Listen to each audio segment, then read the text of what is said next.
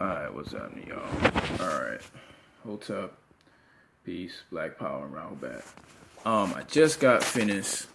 Can't even hold the camera straight today. I just got finished looking at the movie Hidden Figures. On bootleg actually. I wasn't gonna pay for that shit. Um oh my paying for that civil rights Jim Crow crap. I don't pay for that. Yeah, it's not my thing. But I was able to really like analyze it. Really, it's really a movie that you can analyze without actually looking at the movie. If you really know how Hollywood portrays black people, you can analyze it very quickly. Um, First thing you have to analyze is the three women in the movie that are like portrayed as being the stars. You know, Rahul Ranu. Um, it's funny. We look at these whenever we see these movies. We never really like take we don't know how to look at things from an honest perspective. As black people, we couldn't wait for this movie to come out so that we can so someone can finally tell our story. And so that, goes back to the underlining truth that we don't see whites as our enemy because they're the ones telling our story. That's the whole point of it. Doesn't make sense. What's up, George Adams? Peace, bro. It's really funny. But the first thing you have to do is whenever you look at movies like this, because this is the thing, me analyzing and giving a review of the movie is really for other people to do the same in the near future. Um, for example, the first thing you have to do is analyze the roles of the women in the movie. Black women in these Jew funded, Jew directed, Jew written, Jew produced, Zionist, whatever. Because you can, it is what it is. But anyway, they have typecasts for black women. Hotep, Nina. And you already have an idea. For example, the three main typecasting for black women in these movies. It's a brother who did a really good review. I forgot his name, but we pretty much agreed on everything that he said. You have the over-sexualized black woman, and she's played in a movie by Janelle Monáe. And then you have the rude, obnoxious black woman, which is played by Taraji P. Henson. And it's funny because Taraji P. Henson is built up as a mathematician in the movie. She's the help or the Negro help that helps NASA get into space. And then you have the mammy in the movie, which is portrayed by Octavia Spencer. What's going on, Jonique? And if you look at all you have to do is analyze the portrayal. Before you even look at the movie, the first thing you have to do, especially movies like this, because they're going to keep making movies like this. And it's funny, like I was going to do a review on Free Jones State, and I might still do it. I saw Free Jones State on bootleg too, which is it was a really peculiar movie, man. If you look at that movie, it's funny because that movie came out around the same time as Birth of a Nation, because it starred as Matthew McConaughey, and he plays as like this, the base of the movie, just to give you a thesis, is basically a white man who was in the Civil War.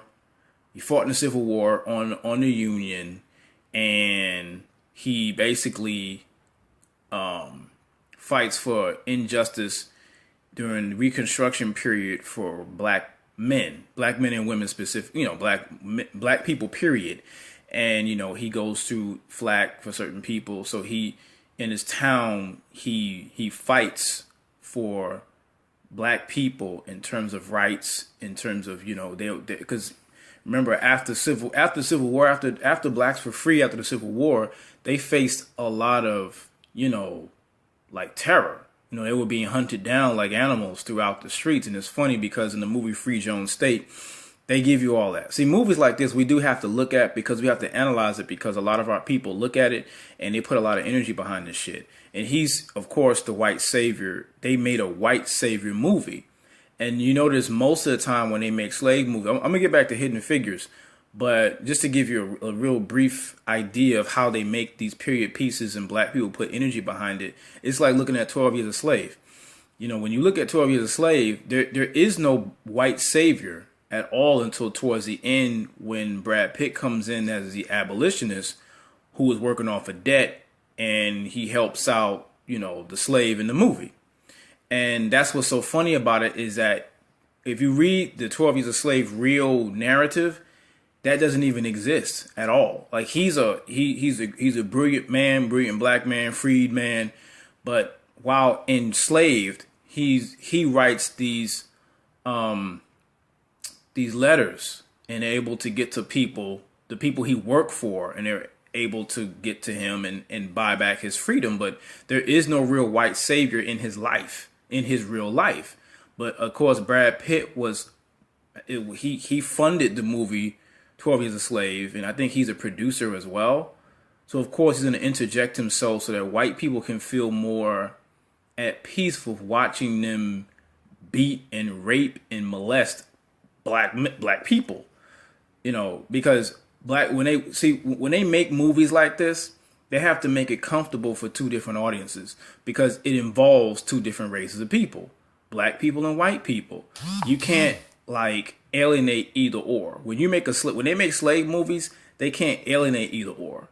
And so when you watch a movie like this, it's like you gotta like really look at the politics. You have, you know, something that Tariq Nasheed said a lot of times, that you have racial politics in movies, where when they make movies like this, they portray us always in subjugated positions, and they make sure that we're always like in this passive, because in the movie Free Jones State, all the black people are like, you know, they make sure that they're, you know, that they're dumb, they're stupid, and they are in their place when it comes to Matthew McConaughey's role as their savior.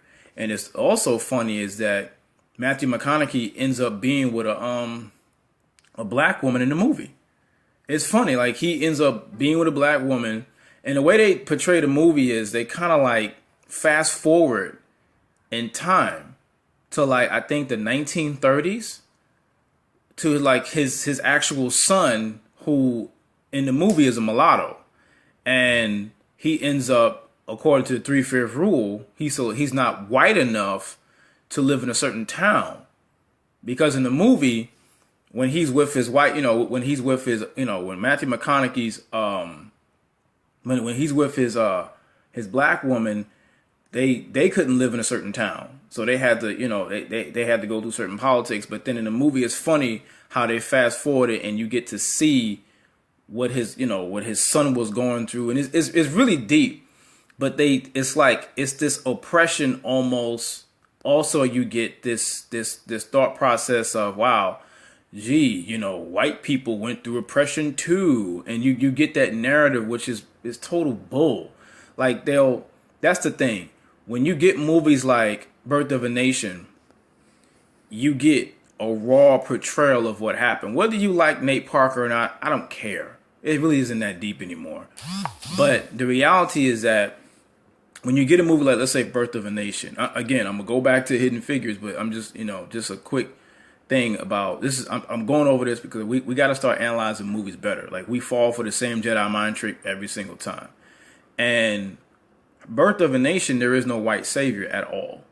See, it's funny because in the movie, when you look at, you know, Nat Turner's slave master, you think that he's a cool person. Like, you think, you know, because they kind of get along a little bit. Of course, it's quite natural to get along with someone that you pretty much lived around your whole life. You know what I'm saying? Like in the movie, Nat Turner and his slave master, they're pretty much around the same age. You know, it's kind of, that's the thing. When you look at movies, you got to use common sense. Of course, they're going to kind of like have an affinity towards each other because they grew up together on the same plantation. So it's kind of hard. It was kind of hard for the slave master in the movie to like really like instill dominance, because that was like his boy a little bit. But then when he needed to become that ruthless slave master, he knew he had to. He knew he had to show like, look, I'm that slave master and you my nigga. And he had to do that in the movie. What did Nina Jones say? They used to use him to preach the evil. Yeah, exactly. And that was a good point in the movie that Nate Parker said that he really wanted to put out there, because that's real. The one thing I like about Birth of a Nation was for the most part, they kept historically certain things real. You can't put everything about Nat Turner in a movie, and I'm sure there's going to be other movies about Nat Turner made. That shouldn't be the only movie made. So, but Nate Parker did a pretty good job, from what I've learned about Nat Turner, of putting certain things in the movie that was real. They used him, and that was a really good point in the movie, Nina, was that they used Nat Turner to basically subjugate the rest of the plantations mentally, because they had a problem with keeping their slaves in check. So they were like, well, shit, Nat Turner is he's a preacher, he's their color, he's a slave too, and they'll listen to him. That's the thing. You look at people always say, go back to a Willie Lynch letter. The main thing was that they needed to find a way to keep their slaves better in check because they were having problems. So you got to realize this is post Haitian Revolution. And so that scared white people because they couldn't win that. For the most part, they were able to foil a lot of, slave rebellions, but they couldn't do that with the Haitian Revolution. They got their behind whooped, got their ass whooped straight up. But it's funny when you look at that Nat Turner, there is no, again, Birth of a Nation, there is no white savior. That was the main thing we kept asking for, was the white savior. Where's the white savior in the movie? And there is none. And I think that when you watch the movie further and further, it's like, wow, you find a way to really see it from an honest perspective. And hopefully Birth of a Nation makes black people go and do their research on the great Nat Turner, because he was an ancestor, and it's certain stuff in the movie that I would be like, we needed to see that. But going to Hidden Figures, it's like, the thing is, and it's really funny because certain characters, because it's really kind of built up to be this kind of feminist thing going on in the movie, where it's like, black women are finally getting their place to show what they've done. I mean, this is in the movie. So you pretty much get this thing where not only was white men oppressing them, but black men were oppressing them. And this is in the movie. I can't make this up. And the thing is, you have to know the ideology of the people portraying the film. Who are the actors? What were their ideology? Because they're the one portraying these characters. So if you look at, let's say, for example, Janelle Monáe. Janelle Monáe is a black feminist. So you already have a perspective of why she took the film, why she took the role in the film. You already see, okay, in the film, she's portrayed as, she's the over-sexualized black woman, because it's funny because in the movie she has a husband and has children, but then all of a sudden she has this affinity towards the white man in the movie. I don't remember his name. I don't really care, but that's what happens in the movie, and you see that, and it's stuff like that you have to catch and see and be like, wow, like that's in the movie? Like, what they got to do with space? But you got to realize is that Jews are making these movies. Whites are making these movies. They're the ones in control of these movies. So when they make these movies, they're giving you a perspective of how they see you. Remember, it's like you're allowing your enemy to tell your story to your people. And that's a problem. If you're going to keep allowing that, then you really can't get mad at what they tell you and what they say and what they show. And so then you have Taraji P. Henson's character, which is, she's a mathematician. She's the one that helps him get into space, but she's rude towards the black men in the film, but she's very agreeable in a way towards, which is portrayed as her supervisors, Kevin Costner in the film. It is what it is. And the thing is, we have to start saying that instead of like looking at these type of films as if they're going to be some type of real, come up. Because black people see these movies, these period pieces, as if this is going to be like the, we're going to really get some real information from this movie. I'm like, no, this is white people portraying you, how they see you in that time period. If they were to make another slave movie, you would go see it because you like how white people portray you. And that's the problem. These crackers don't give a damn about you. That's why they can make these period pieces, like, because then, going into Octavia Spencer's role, she plays the mammy.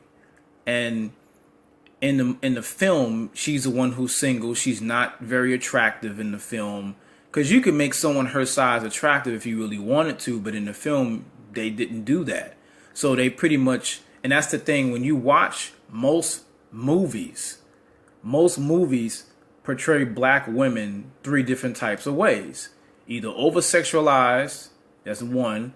Number two is that they're extremely rude and disrespectful to pretty much everybody, and they're very ghetto. And then number three is the mammy, where no one wants her, but she's the motherly role to everybody in the film, black and white. And that's what these three roles, these three typecasting entities, is what white people have created for black women to pretty much pattern their character after. And because they know that black people can't let go of their perspective of us. So when they make period pieces like this, it immediately jars something in our mind and our hearts, and for our emotions, we get emotionally connected to movies like this as a period piece, because they know we've been waiting for a come up from black people, from these movies. We got Birth of a Nation, we threw that in the garbage immediately, because if you notice, all of a sudden Nate Parker's past came up, and it's like, he got the white wife, and we threw that away. So, okay, since we knew you threw that away, now we're going to give you Hidden Figures. And we know at the end of the day, you're going to run and go see this because we gave it to you. And so that's the type of stuff that we have to start looking at. So you pretty much get an idea of it if you know the story, because if you notice, the interview with the person that the movie is about, Taraji P. Henson's character, I don't know her name, but she's online doing interviews now. And well, it's an interview on YouTube where they're talking to her, and it's it is what it is. So again, these are movies, to really sum it up. It's a movie that is created to get black people more comfortable with subjugation and oppression, because you're still being oppressed. You didn't defeat white supremacy in the movie. You didn't come up in no way. They were the ones in control of you. So when you see a movie like this, you're not really making headway in any form of anything. I'm sorry. So it's a movie for entertainment, but at the same time, it still makes blacks and whites comfortable in their positions. Whites are dominant, blacks are being dominated. So when it comes down to it, you really are not going to get a fair shake unless you create your own movies. And these are just constant reminders that you have to create your own movies. You have to. You can't that's the thing. You can't talk this game online and then all of a sudden Hidden Figures come out and you flood the industry. It's like, let's say when Star Wars came out, we was so happy to see Finn as a black character in Star Wars, and he's running around in the movie screaming, yelling, and cooning and running behind the white woman in the damn film. And the moment you see him with a lightsaber, all of a sudden the black man is God again. No, it doesn't work like that. That's why, again, whites are the supervisors, so they can put you in any place that they want to. But you have too many black directors who can do these things, but we have to come to them to say, this is what I want us to see. I want us to be portrayed in this way. So you won't have to keep worrying about movies like Hidden Figures in the film. So it's just like, it is what it is. And it's funny because you have parts like, say, Janelle Monáe, where she's being disrespectful towards a black man. She kind of like, the black man's portrayed as this kind of oppressive character just as much as the white man was, which is really a black feminist ideology in itself. So you get that in the film. So you have to really look at that, and you got to catch it, because if you don't catch it, you think like, oh man, yeah. It's like, no, that's not even real. But again, whites know that we don't analyze the way we should. So they can put little stuff in that movie so that you see it and it's implanted, so you don't know how to reject it. And it happens all the time. So that's just, my take on these films. Personally, I know Tariq Nasheed, he's making a movie about Haiti. About Haiti. I want to see that. I'm gonna see that personally. Whoever else is gonna go see that, that's great. I mean, it's made by a black director, who's made Hidden Colors in the past. So I don't see why it would be a problem to go see it now. But it is what it is. People can make their own decisions. Doesn't make a difference at the end of the day. But don't complain when you already have someone already doing what you say you want done for you. That's the thing. We can't. It's like you get a Nate Parker and you get a Tariq Nasheed, and they do what you ask them to do, but you still throw them under the bus. So it's like, are you creating reasons to go back to white people? That's the problem, and I think that's the underlying fact. Would George Adams say white money controlling black minds? Yep, they've been doing it for years. They've been doing it for years, and they will continue to do it because we keep giving them our money. They know we're going to give them their money. They know we're going to give them our money. They already know. So when it comes time to keeping it real, it's like, you're going to go back there.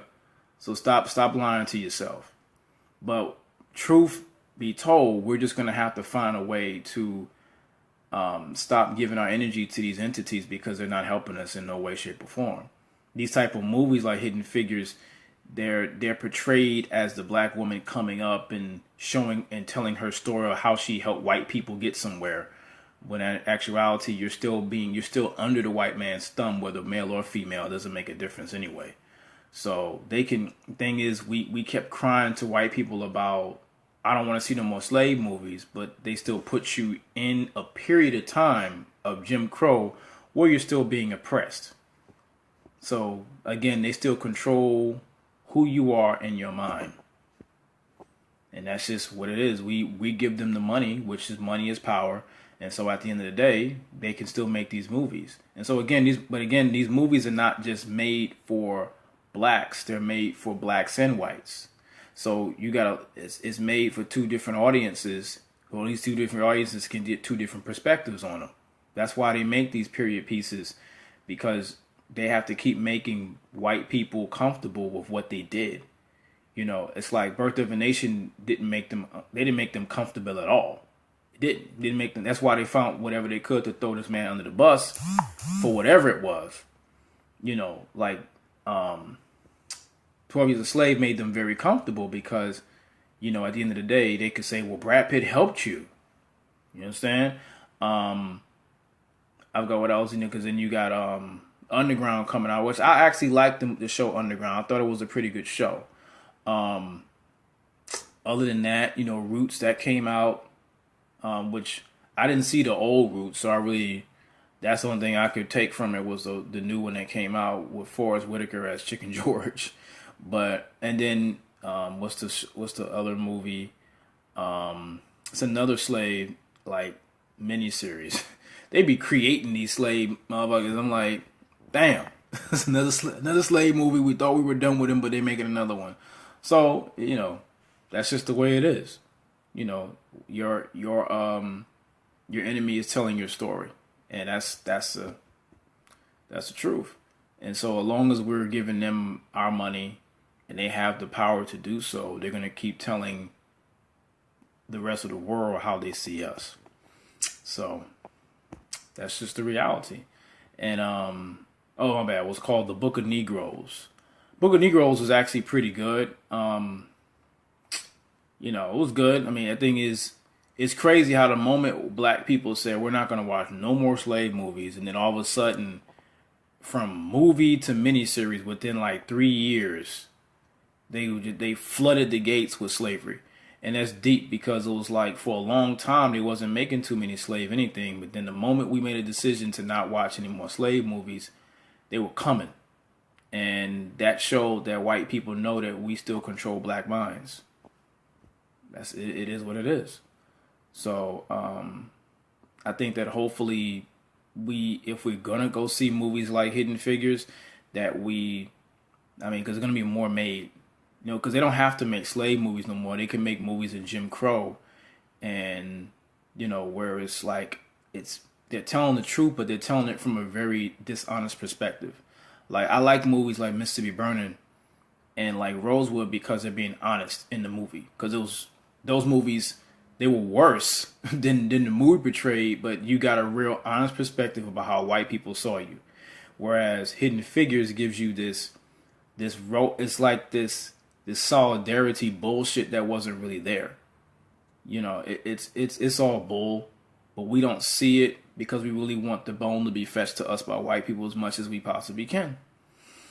But again, the whole purpose of this whole review was to give you a perspective. Look at these movies and decode it, because it's coded. These movies, they make movies like these and they put codes in the movie, and you have to be able to connect the dots and decode the movie so that eventually you just stop looking at it because you already know what they're giving you in the movie. So again, that was my purpose for giving this review of Hidden Figures. So hopefully you see it with a different perspective.